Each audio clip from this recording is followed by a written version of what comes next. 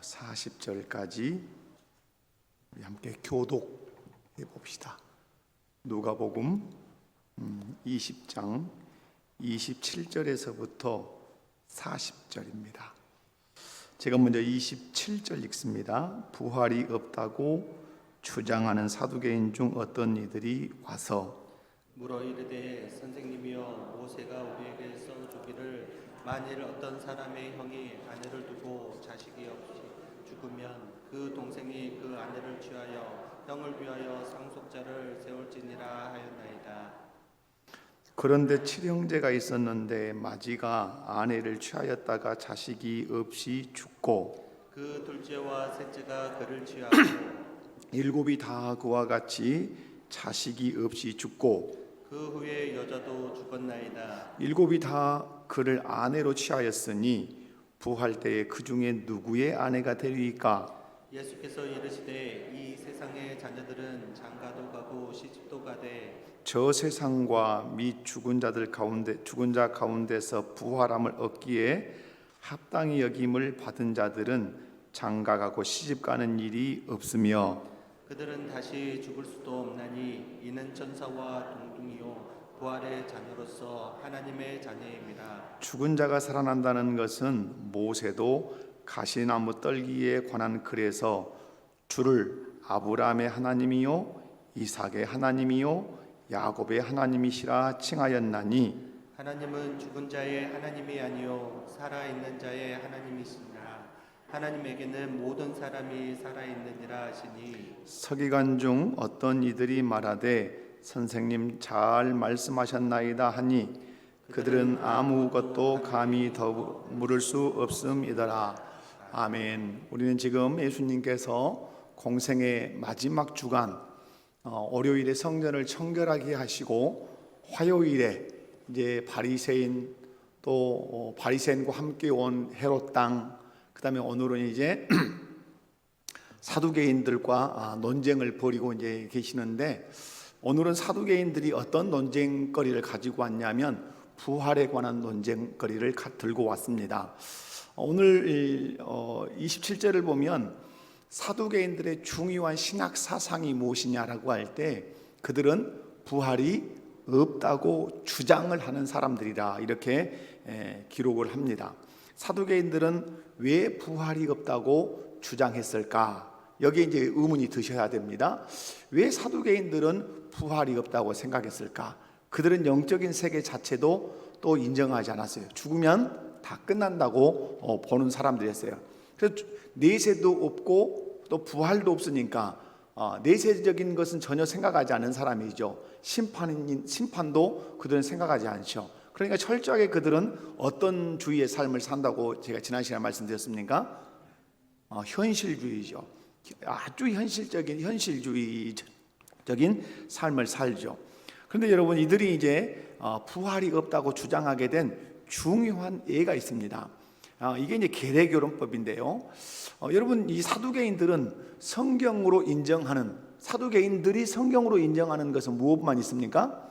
모세 오경만 성경으로 인정한다. 그래서 이들도 근거를 가지고 뭔가 질문을 할 거 아니에요. 뭐 뜬구름 잡듯이 뜬금없이 질문하는 것이 아니라 이들이 이제 자기들이 성경으로 인정하는 것은 모세 오경, 창세기, 출애굽기, 레위기, 민수기, 신명기, 이 5권의 성경인데, 이 5권의 성경 안에 들어있는 내용이 오늘 본문에 나오는 계례교론법입니다. 신명기 25장을 읽어보면 이스라엘 그 족보가 단절되지 않도록 자손을 낳아주기 위한 교론법이 계례교론법이에요. 우리 문화로 읽으면 이런 일이 어떻게 순 쌍놈들이구만 이럴지 모르지만, 그게 문화로 정착이 되면 하나도 부끄럽지도 않고 당연한 것이 되는 것이에요. 계례교론법은 맏아들, 큰아들이 결혼을 했다가 아들이 없이 죽으면 그 동생이 형의 아내, 형수와 동침 결혼을 해서 아들을 낳아서 형의 그 족보를 이어주게 하는 것이 이 계례교론법이에요. 그런데 오늘 사두개인들이 가지고 온 부활의 논점이 여기에 있는 것입니다. 7명의 아들이 있었습니다. 그런데 맏아들 큰형이 결혼을 했는데 아들을 낳지 못하고 죽었습니다. 둘째 동생이 형수에게 들어가서 동침을 했는데 아들 낳지 못하고 죽었습니다. 셋째도 그렇게 다 죽었습니다. 일곱째도 그렇게 하다 다 죽었습니다. 이제 전국을 찌르려고 하는 것이죠. 부활이 있다면 이 일곱 명이 누구를 이 아내가 7명 중에 누구의 아내라고 해야 합니까? 라고 질문을 던집니다. 그러므로 사두개인들 뭐예요? 그 부활이라고 하는 것은 거의 있을 수 없습니다. 이제 이런 말을 던지고 싶은 거죠. 예수님께서 이들의 말을 들으시고 뭐라고 말씀하십니까? 두 가지 말씀을 하십니다. 두 가지 말씀이 뭐죠? 너희가 무엇과 무엇을 어떠하였다? 모르고 있다. 뭘 모르고 있다 그러죠? 오늘 본문에는 없어요. 한번 찾아볼까요? 마태복음 22장으로 한번 가봅니다. 예수님께서 여기에 대해서 답을 마태복음과 마가복음에는 이 답을 하세요. 자, 마태복음 22장 29절을 한번 찾아서 읽어봅니다. 자, 찾으셨으면 한 목소리로 읽습니다. 시작.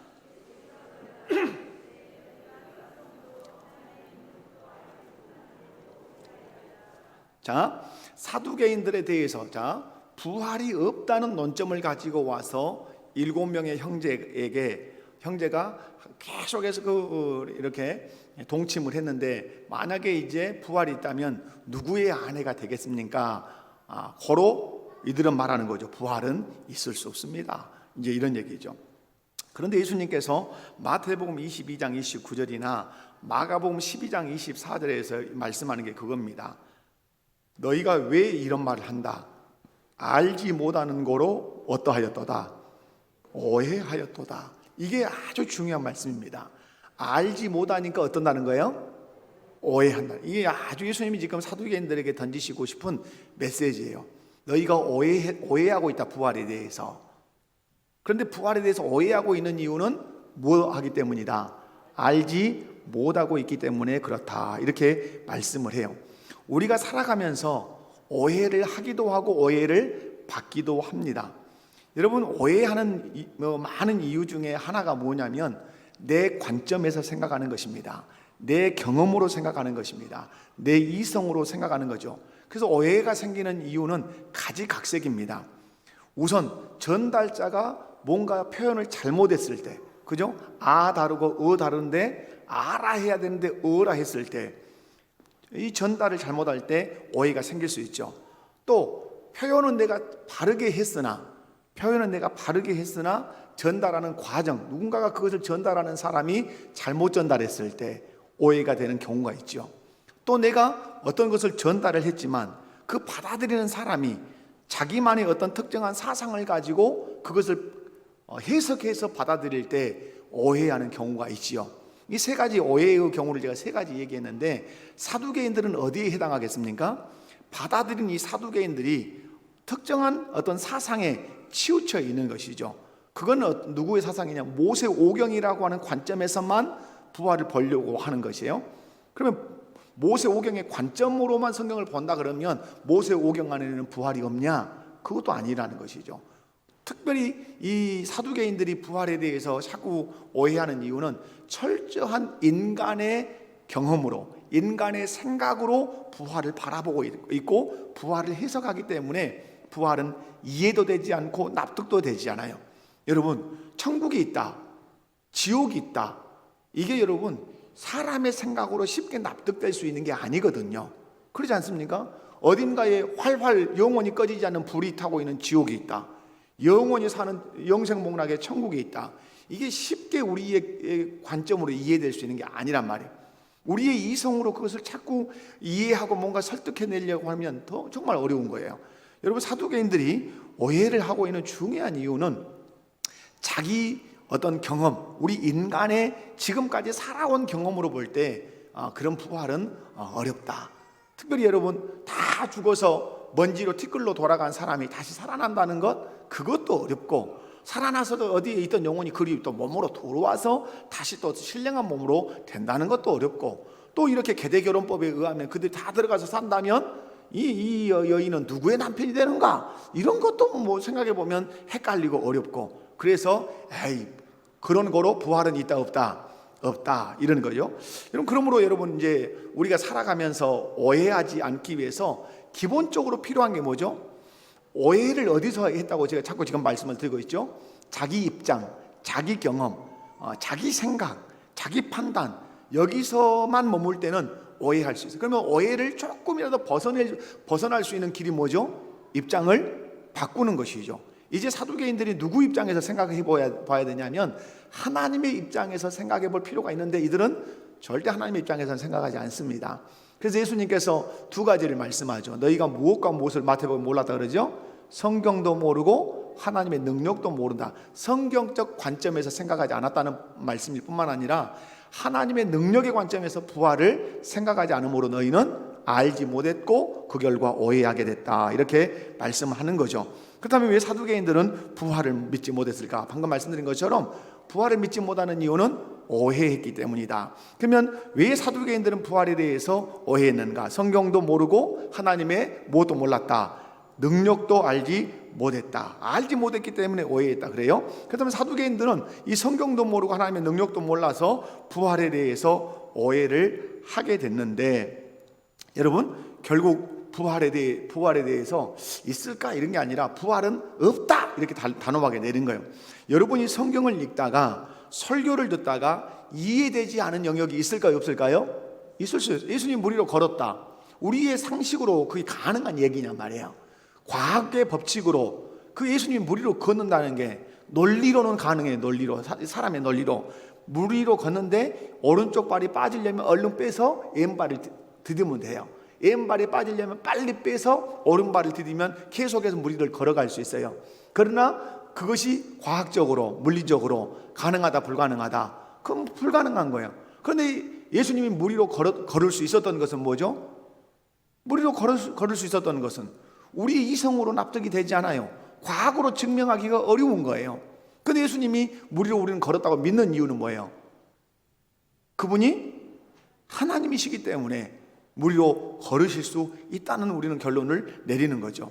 여러분이 성경을 읽다가 말씀에 어떤 문제가 있다. 이건 문제가 있다. 이건 이해가 되지 않는다. 이해되지 않는다. 문제가 있다고 하는 이 생각을 내가 도출해내는 그 근거가 어디 있습니까? 내 경험으로 볼 때, 내가 지금까지 유치원에서부터 대학원까지 대학 과정을 모두 마쳐서 내가 지식을 습득해서 그 지식으로 해석해 볼 때 그것은 있을 수 없다는 생각이 들 때 그것은 불가능하다 이렇게 내린다고 하는 사실이죠. 여기서 여러분 우리가 신앙생활 할 때 여기에 맞닥뜨려서 어떻게 해야 되죠? 우리는 사두개인들처럼 없다 이 개념으로 가면 안 되죠. 여러분 내가 아직 모르는 영역이 있구나 이렇게 생각하셔야 돼요. 내가 어떤다고요? 내가 모르고 있는 부분이 있구나. 그러면 모르고 있으면 누가 알려줘야 되죠? 성경의 기록자이신 성령이 내게 이거 알려주시면 알게 될 뿐만 아니라 믿게 된다고 하는 사실이에요. 그러므로 여러분이 성경을 읽다가 내 이성으로, 내 경험으로, 내 판단으로 또 과학적인 것들로 믿어지기 어려운 상황에 직면해서 믿기 어려운데 이런 건 있을 수 없어라는 어떤 부정어가 내 마음 가운데 떠오를 때는 그것을 짓누르시고 말해야 돼요. 내가 아직 성경을 모르고 있구나. 내가 아직 하나님의 능력을 모르고 있구나. 그리고 나서 기도해야 되죠. 하나님 알게 해주십시오. 하나님 깨닫게 해주십시오. 그래서 믿어지게 해주십시오 라고 기도해야 할 줄로 믿습니다. 하나님께 성경 말씀이 이해되게 해달라고 믿어지게 해달라고 기도하면 여러분 우리 성령께서 그것을 믿어지게 하시고 이해되게 하십니다. 여러분 성경은 다 이해돼서 믿습니까? 그렇지 않습니다. 이해돼서 다 믿는다면 성경이 될 수 없고 하나님이 이해돼서 믿는다면 하나님이 하나님이 되실 수 없죠. 믿음이라고 하는 것이 필요한 이유는 무엇입니까? 이해되지 않는 영역이 있기 때문에 뭐가 필요한 거죠? 믿음이 필요한 것입니다. 예수 그리스도를 믿으면 내 죄가 사해진다. 여러분 이것이 논리적으로 믿어지냐 이 말이에요. 예수님 믿으면 예수님이 죽었다가 3일 만에 살아나서 그분은 지금 하나님 나라에서 지금 보좌 우편에 앉아 계신다. 이것이 우리의 어떤 인간의 이성과 지금까지 여러분이 학교에서 배워온 그 지식으로 이 대목이 이해가 되냔 말이에요. 이해되지 않죠. 그렇기 때문에 여기에 필요한 것이 무엇입니까? 믿음이 필요한 것입니다. 안 믿어지는 거예요, 인간의 이성으로는. 그래서 하나님께서 우리에게 믿음을 주셔서 그것을 믿게 하시는 것이죠. 그런데 여러분, 세상 사람들은 안 믿어져요. 이것이 죽었다 깨어나도 이것을 믿는다고 말할 때 미친 사람이라 그러는 거야. 미쳤다 너 니네들. 홍해가 갈라진 것, 여러분, 홍해가, 모세가 지팡이를 홍해 바다 위에 내미니까 홍해가 갈라졌다, 우리 믿지요. 세상 사람들은 못 믿는단 말이에요. 이건 뭐 호랑이 담배 피는 얘기지, 뭐 설화지, 전설 속이지, 이렇게 되단 말이에요. 왜 우리는 믿어지는 거죠? 정신이 돌아서 믿어집니까? 아니면 그 사람들보다 나사가 하나 더 빠져서 믿어집니까? 그건 아니죠. 우리에게 우리의 이성과 지금까지 배웠던 지식으로 믿어지지 않는 그 영역을, 이해되지 않는 그 영역을 믿도록 하나님은 우리에게 믿음을 선물로 주셨기 때문에 그 믿어지는 것입니다.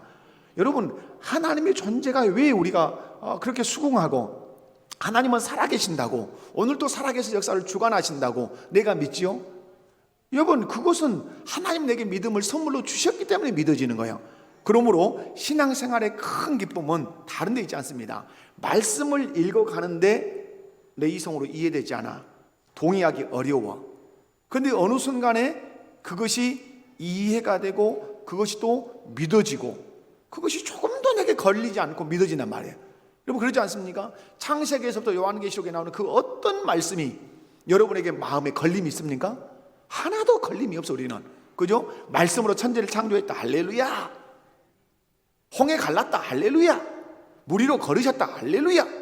예수님이 구름 타고 슉 하늘로 올라가셨다, 할렐루야.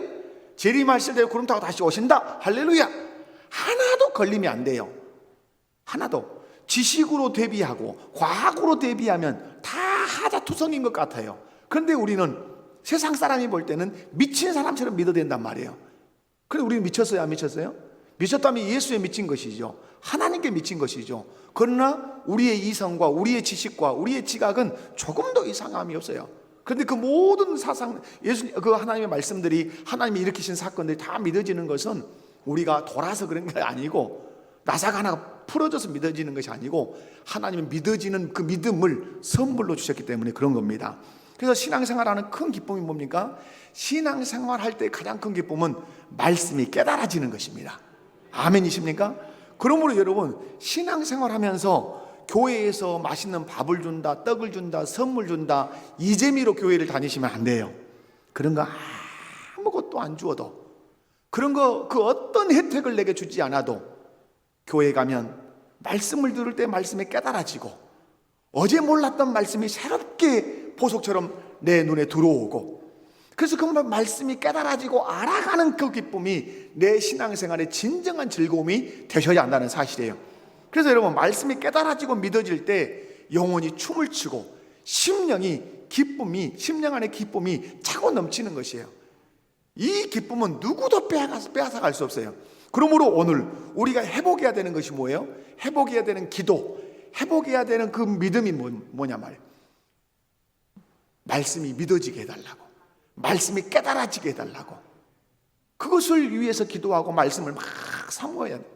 어제도 말씀을 드렸지만은, 제가 가나의 혼인잔치, 여러분, 그죠? 어떻게 해야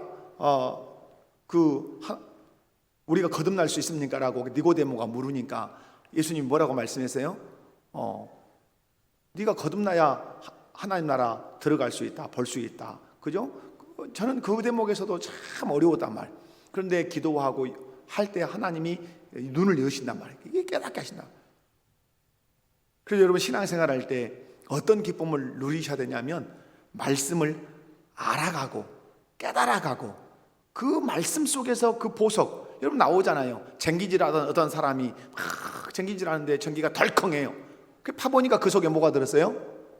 보화가 들었어. 막 덮어놓고 전 재산을 팔아서 그 밭을 사.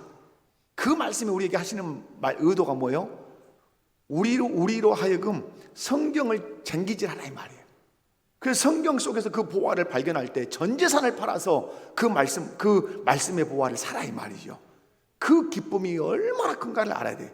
그러므로 신앙생활의 기쁨, 그건 다른 데 있지 않다. 진리를 깨닫고 진리의 말씀이 믿어지는 그것이, 그 기쁨이 신앙생활의 진정한 즐거움이라는 거죠. 여러분, 사람이 죽을 때 여러 가지 현상이 있지요. 연세가 드시면, 여러분 우리도 이제 나이가 들어서 죽을 때가 가까이 오겠지만, 죽을 때가 가까이 오면 하나의 중요한 현상 하나 나타나요. 그게 뭡니까? 입맛이 떨어지는 것입니다. 그러니까 여러분의 노모님이나 아버님이 입맛이 까랍다, 하나도 안 먹고 싶다. 여러분이 살아가시면서 안 먹고 싶다 할 때가 있었습니까? 생각해 보세요. 여러분이 지금 살아오시면서 아무것도 안 먹고 싶다, 고기를 봐도 안 먹고 싶고, 짜장을 봐도 안 먹고 싶고, 불고기를 봐도 안 먹고 싶고, 그런 적이 있냐 이 말이. 우리가 살아가면서 없어요. 없어서 못 먹는 것이고, 늘 먹고 싶고, 먹어서 살쪄서 다이어트를 하니라고 문제죠. 그런데 어느 순간에 아무것도 먹고 싶지 않을 때가 있어요. 그때가 어느 때예요? 미안한 말이지만 죽을 때가 가까이 오면 안 먹고 싶어요. 하나님은 그렇게 해서 생명을 데려가십니다. 하나의 방법이에요. 여러분, 영혼이 죽을 때도 어떻게 됩니까? 영혼이 죽을 때, 영혼이 깔아지고 영혼이 죽을 때도 안 먹고 싶습니다. 무엇이? 말씀이. 왜 저렇게 성경을 읽으라 했을까니? 왜 설교 노트는 나눠주고 쓰라 했을까? 무슨 성경 공부를 하라고 할까? 이런 짜증이 막 일어납니다. 여러분, 불고기를 드십시오. 맛있는 음식을 해놨으니까 홍어를 드십시오. 잡채를 드십시오. 맛있는 이 진수성찬을 해놨으니까 드십시오. 짜증 나십니까, 여러분? 짜증 안 나죠. 짜증 안 나는 이유는 내 식욕이 살아있고, 식욕이 살아있다는 말은 내가 건강하다는 증거죠. 그런데 산의 진미를 깔아놓아도 안 먹고 싶다. 입이 깔깔하다. 먹는 것도 괜찮다. 어떤 거예요? 죽을 때가 가까웠단 말이죠.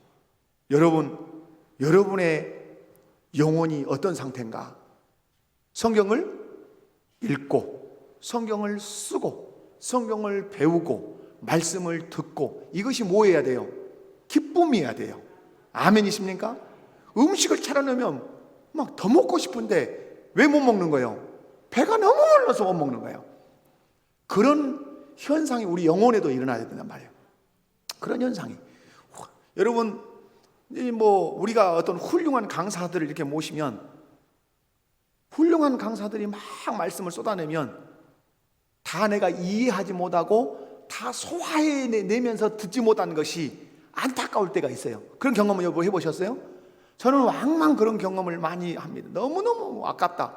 다 받아들이고 다 소화했으면 좋겠는데 다 받아들이고 다 소화하지 못해서 안타깝게 말씀을 증가하는 분들이, 그런 분들의 말씀을 들을 때가 있단 말이에요.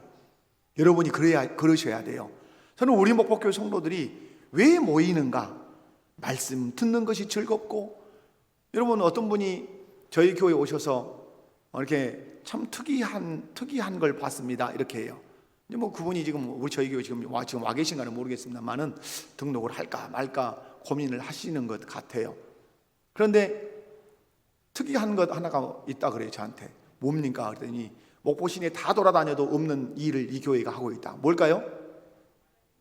성경 읽기예요. 성경 읽기. 예배전에 성경을 읽는 교회를 처음 봤다는 거예요. 다 돌아다녀도. 그게 그런데 너무 자기에게 신선한 충격이었고, 너무 이 교회의 담임 목사와 당회는 성도들을 무엇으로 이끌고 가려고 작심하고 있구나, 말씀으로 이끌고 가려고 하는 그 포지션이 분명하구나, 이걸 느꼈다는 거예요. 그렇지 않겠습니까? 우리가 무엇으로 여러분을 하나님께로, 예수께로 인도하겠어요? 당연히 하나님의 말씀뿐이죠. 그런데 그것이 어때야 돼? 그것이 즐거워야 돼요. 성경 읽기 하니까 어서 가자. 여러분 주일 낮에 읽죠. 주일 밤에 읽죠. 수요일에 읽죠. 그러면 한 10분 15분 읽는 성경이니까 조금 읽을 것 같죠. 여러분 지금 조금 읽었습니까? 많이 읽었습니까? 많이 읽습니다. 전체 읽고 나면 누군가 떠가시기 바랍니다. 떡 한번 돌리시오. 제가 전에 있는 시골교회에서 이 성경 읽기를 했어요. 그때는 이제 시골교회에서 성경 읽기를 예배 전에 이제 쭉 하게 된 이유는, 시골교회니까 어째요? 모이면 농사 얘기라, 오늘 고추 몇 모 심었는가, 모내기는 했는가. 부임해서 가보니까 이 모여서 일찍도 오셔요. 시골 분들은 보통 40분 전에는 오십니다. 왜? 교회는 또 에어컨도 틀어놓은 저렴해. 시원하니까 일찍 오셔서 그러면 이제 막 그렇게 너무 소란스러운 거야. 교제는 좋을지 모르지만 예배당이 너무 소란스러워. 그러다가 생각을 해낸 게 그거예요. 성경을 읽게 하자. 그런데 성경을 읽는데 이게 아니 금방. 그래서 제가 얘기했죠. 이런 성경을 다 읽고 나면 떡도 한다 합디다마는 다음 주에 누가 떡을 딱 해갖고 오시는 거예요. 그런데 여러분, 성경을 읽는 그 즐거움과 기쁨이 있으니까 성도들이었죠. 한 장이라도 더 읽으려고 빨리 오시는 거예요. 여러분 안에 그런 사모함이 꼭 있기를 바라요. 여러분, 사두개인들이 이제 몰랐던 것 두 가지가 있었다고 예수님 말씀했어요. 왜 부활을 부인했는가? 하나, 뭘 몰랐다 그래요? 성경을 너희가 몰랐다. 그들은 모세 오경만 정경으로 인정했어요. 모세 오경 안에는 부활에 대한 말씀이 전혀 없다고 생각했어요. 그런데 예수님께서 어떤 말씀을 끄집어다가 말씀하시는가? 자, 여러분 보십시오. 자, 37절 보면 죽은 자가 살아난다는 것은, 이 말은 뭐예요? 이 말씀은 부활은, 이 말이에요.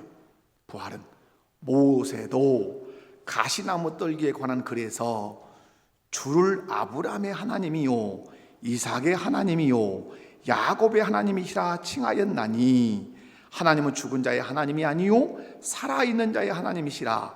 하나님에게는 모든 사람이 살아있느니라. 아멘. 이 말씀이 딱 기억이 붙었죠. 아래 봐보면 어디 성경을 인용한 것이 예수님이 출애굽기 3장 6절 말씀을 인용한 것이에요. 자, 사두개인들은 정경을 무엇만 인정해요?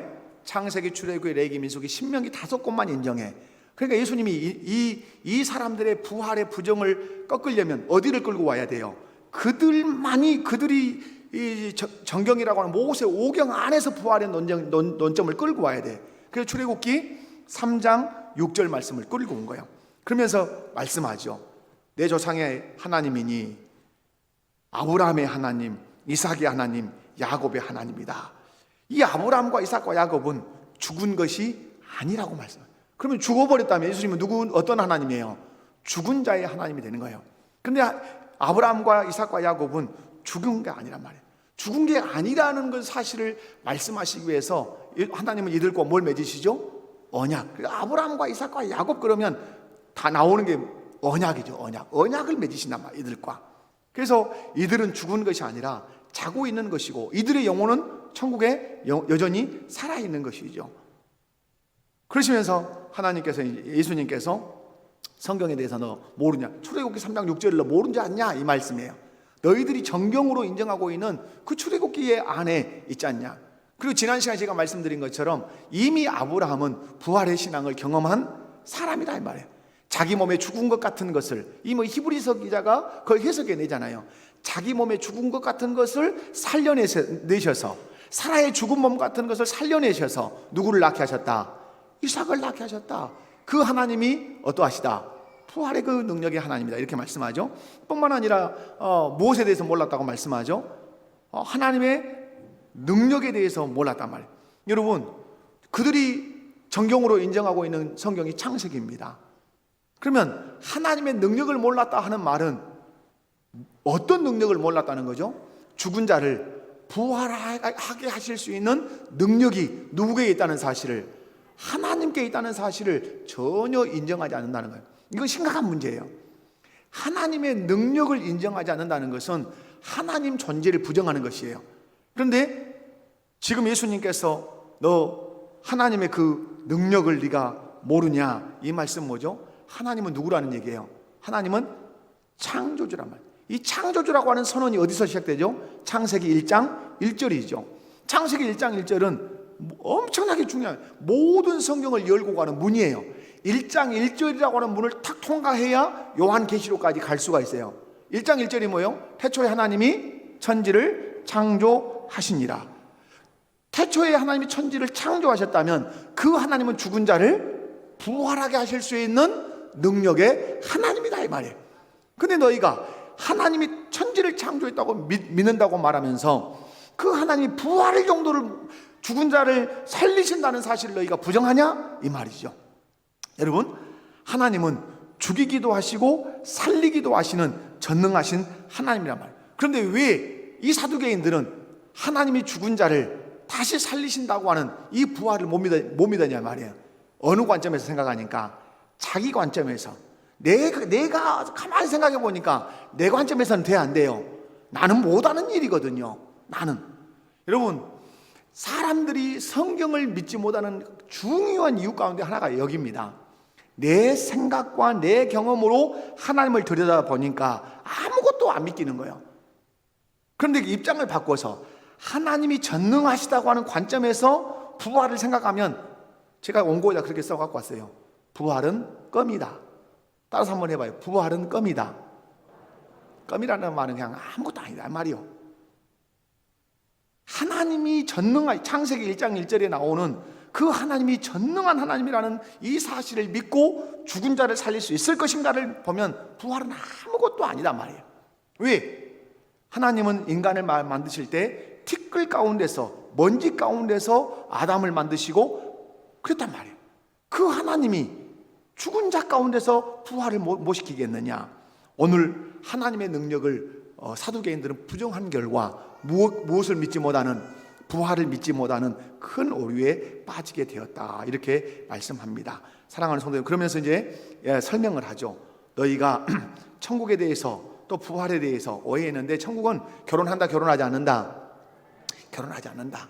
항상 그러니까 사두개인은 어떤 것을 근거로 자꾸 생각을 했다는 거예요? 이 세상의 삶을 가지고 하나님도 생각하고, 이 세상의 삶을 가지고 어디도 생각하고, 천국도 생각하고, 근거를 어디다 두고 생각했단 말이에요?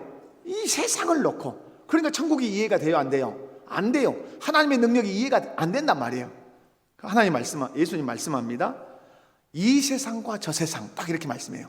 여러분 그렇지 않습니까? 여러분 성경을 보면 35절에 자, 34절에 이 세상의 자녀들 이렇게 말씀하시고, 35절에 저 세상과 이렇게 말씀해요. 두 세상을 예수님이 인정하고 계신단 말이에요. 그러나 사두개인들은 두 세상을 인정한다, 인정하지 않는다? 인정하지 않아요. 그래서 여기서 확선을 긋는 거예요. 너희들이 이 세상만 있다고 생각하는데 아니다. 저 세상에 있다. 그럼 저 세상으로 들어가려면 반드시 뭐가 필요하다? 부활이 필요하다, 이렇게 말씀. 그러나 부활해서 저 세상으로 들어가면 어떻게 되는가? 여러분, 어떻게 되는가? 이 세상에는 시집가고 장가가는 일이 있지만 저 세상에서는 시집가고 장가가는 일이 있다, 없다? 없다. 그들은 다시 죽을 수 없다. 천사와 동등하다. 성이 필요하지 않다. 성적인 이 생식 기능이 필요하다, 필요하지 않다. 거기서는 생육하고 번성할 이유가 없다, 이 말이에요. 그러니까 생식 기능이 필요하지 않아요.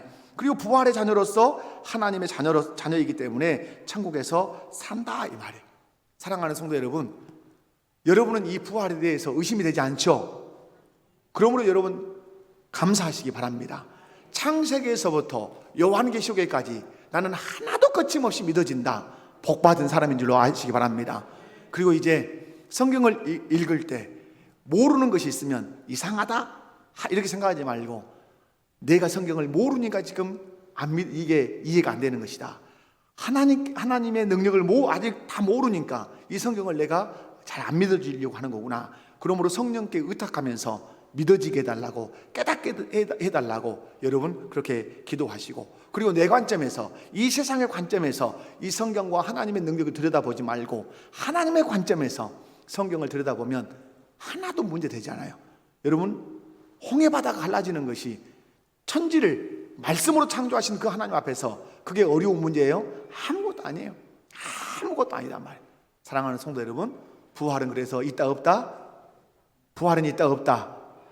있다. 죽은 자 완전히 우리가 티끌로 돌아갔다 할지라도 우리를 부활하게 하실 수 있는 것은 하나님 그분이 어떠하시기 때문에, 전능하신 분이기 때문에, 창조주이시기 때문에 충분히 가능하다는 사실을 우리는 믿음으로 수납하고 있습니다. 기도하겠습니다. 아버지 하나님 감사합니다. 하나님, 사두개인들은 부활이 없다고 주장을 합니다. 주장일 뿐입니다. 우리 예수님, 부활이 있다, 이 세상과 저 세상이 있다, 이렇게 말씀하십니다. 너희가 부활을 믿지 못하는 것은 거기에 대해서 알지 못하기 때문에 오해하고 있다고 말씀하십니다. 하나님, 우리가 알지 못해서 성경을 오해하는 일이 없도록 성령으로 우리를 감동해 주시고 감화하여 주옵소서. 예수님의 이름으로 기도하옵나이다. 아멘.